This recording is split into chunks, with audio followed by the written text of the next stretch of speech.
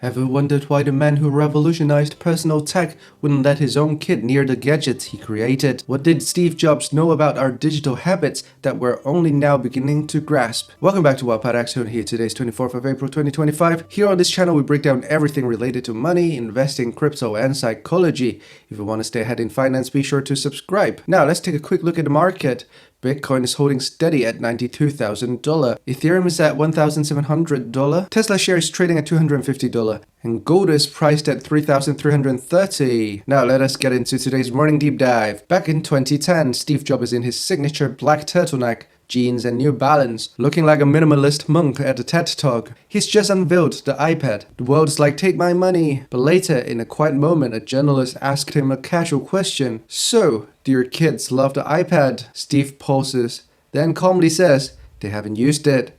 We limit how much tech our kid used at home. Mic drop. Let's just take a second. The man who invented the iPad wouldn't let his kids touch the iPad. That's like Willy Wonka telling his kid that they're not allowed it near the chocolate. Why? Because Jobs knows that technology isn't inherently good or evil, but it is addictive. And the more free something is, the more you become the product. Fast forward to today, spending an average of 3.5 hours a day on social media. That's over 24 hours a week. That's enough time for a part-time job. Except instead of getting paid, you're getting brain fog, self-doubt, and the irresistible urge to buy something at 2 a.m. because an influencer told you that it changed their life. And TikTok, it's a dopamine slot machine. Instagram, a comparison simulator. And Robinhood, a casino wearing a hoodie. All of these platforms market themselves as free, but they're costing you the one thing you can't earn back: your attention. And when your attention is gone, so is your ability to build wealth. You can't dollar cost average your way out of a distracted mind. Steve Jobs understood this deeply. He didn't just design beautiful device, he designed the tools for a focused mind. He wasn't into clutter, he was into clarity.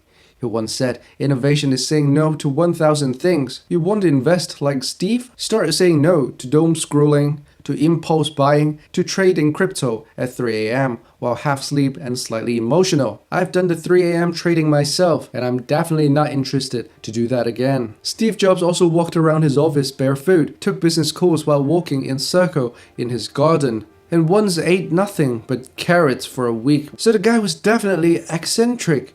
But he was onto something. He protected his focus like it was the crown jewel. And today, that kind of focus? It's a financial superpower. So the next time you're just checking Twitter or only watching one more reel, ask yourself, what would Steve Jobs do? And if you're wondering how to apply this, start with deleting one app, track one habit, read one actual book. Because if you want to build wealth, you have to build your brain first. Now, let's take a look at today's top news. The first news, the FBI has released a new report showing that the American lost over $9.3 billion to crypto-related fraud in 2024, marking a shocking 66% year-on-year increase. The bulk of the losses comes from investment scam, where fraudsters posed as a legitimate advisor or platform, convincing victim to transfer crypto asset. The report also highlighted the rise of sextortion scam, where attacker coerce victim into paying crypto by threatening to release intimate content. The FBI warned that these scams are becoming more sophisticated, often using AI-generated identities and deepfake to build trust. This report serves as a hard reminder that while blockchain may be decentralized, bad actors are very much centralized and getting bolder. The second news, President Donald Trump has announced an executive dinner party for the top 220 holders of his self-branded Trump Memecoin, sending the coin's price up by 52% in a single day. The invite-only gala has sparked debate over the merging of meme culture